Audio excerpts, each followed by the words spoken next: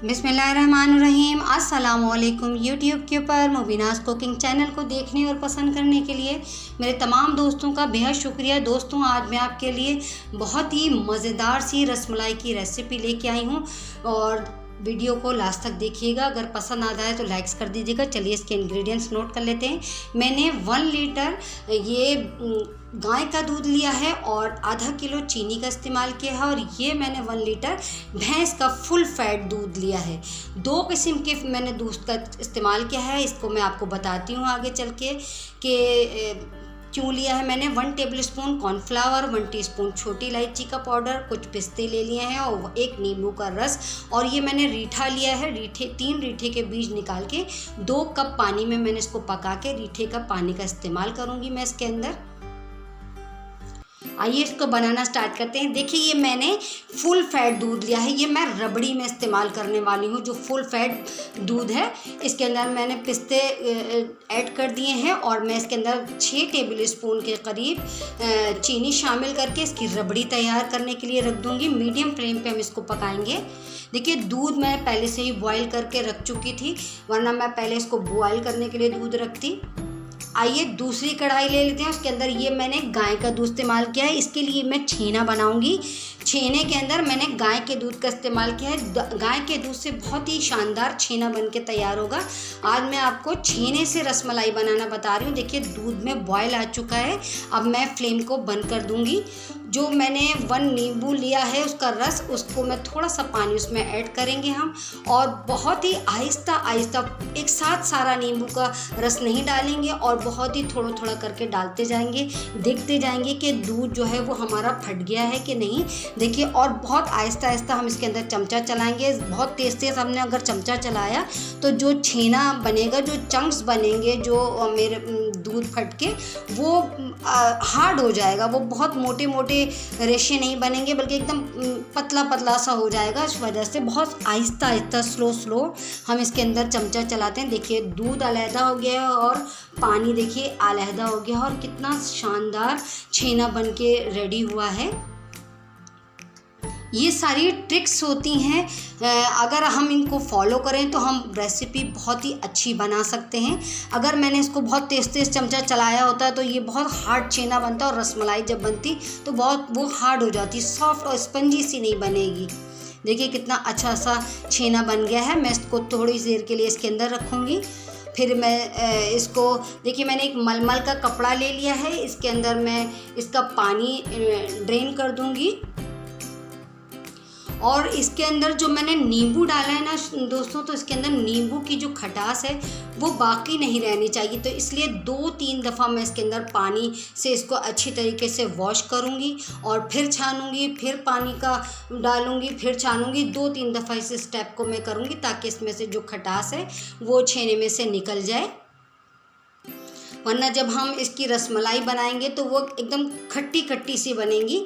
तो इसलिए ये स्टेप करना बहुत ज़रूरी होता है। देखिए, मैं इसको इसके अंदर से पानी जो है वो निकाल लूँगी अच्छी तरीके से, और फिर इसको हैंग कर दूँगी मैं एक जगह, ताकि किसी भी जगह इसको हैंग कर देंगे ताकि इसमें जो एक्स्ट्रा लिक्विड है वो निकल जाए।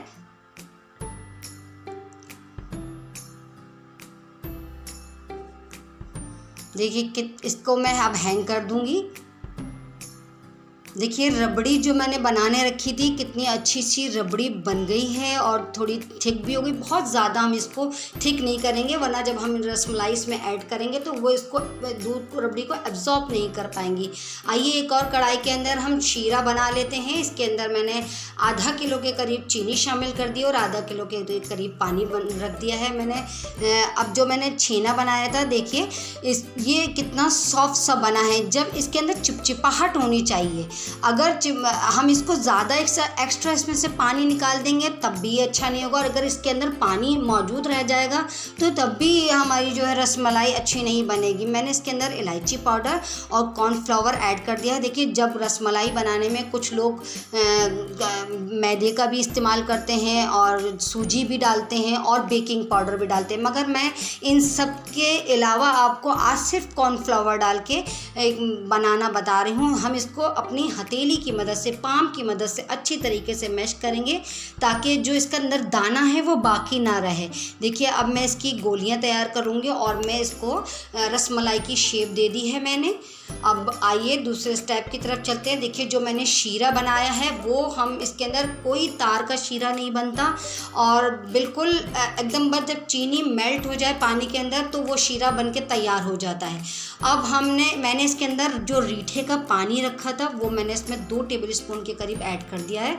अब जो मैंने रसमलाई बनाई थी वो मैंने इसमें ऐड कर दी है। देखिए रसमलाई अब ये जब बनेगी इसके अंदर शीरे के पानी के अंदर तो ये काफ़ी साइज़ में बड़ी हो जाएगी। अगर आप इसमें बेकिंग पाउडर डालना चाहते हैं तो ½ टीस्पून बेकिंग पाउडर ऐड कर सकते हैं तो वो और भी ज़्यादा बड़ी हो जाएगी। मगर मैं इसको विदाउट इसके आपको बनाना बता रही हूँ कि इस तरीके से भी बनाई जा सकती है। देखिए शीरा जो ये मैंने जो स्टेप करा अब इसमें मैंने पानी डाला वो इसलिए डाला कि शीरा इसको हम फुल फ्लेम के ऊपर बनाते हैं तो शीरा जो है वो पक के थिक हो जाता है तो फिर वो गाढ़ा लिक्विड में आ जाता है। तो इस वजह से इसके अंदर मैं नीम पानी के अंदर जो मैंने इसमें ऐड कर रही हूँ, देखिए नीम गर्म पानी है। और जो मैं आपको बताना चाह रही हूँ कि जो मैंने इसमें रीठे का देखिए पानी ऐड करा है, ये ऊपर जो झाग आ रहा है ना दोस्तों, ये रीठे के पानी की वजह से, इसी वजह से इसमें रीठे का पानी डाला जाता है कि चारों तरफ से जब ये झाग के नीचे पकती हैं तो बहुत शानदार पकती हैं चारों तरफ से।